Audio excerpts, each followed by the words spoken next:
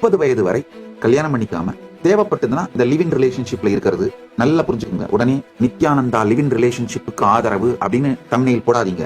நான் என்ன சொல்ல வரேன்னா, உங்களுடைய உணர்ச்சிகள் முதிர்ச்சி அடையும் பொழுது இந்த ஓவரான ஹார்மோனல் அப்ஸ் அண்ட் டவுன்ஸ் எல்லாம் அடங்கிங்க.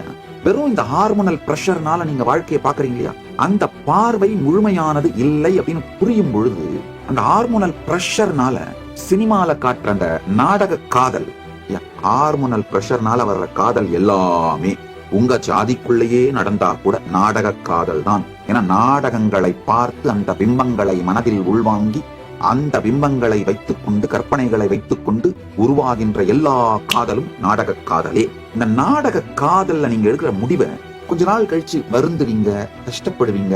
அது மட்டும் இல்லாம திருமணம்னு நடந்துட்டு உடையும் பொழுதுங்க 2 பேருமே எமோஷனலா உடைஞ்சு போய் வித்ட்ரா ஆயிடுறீங்க.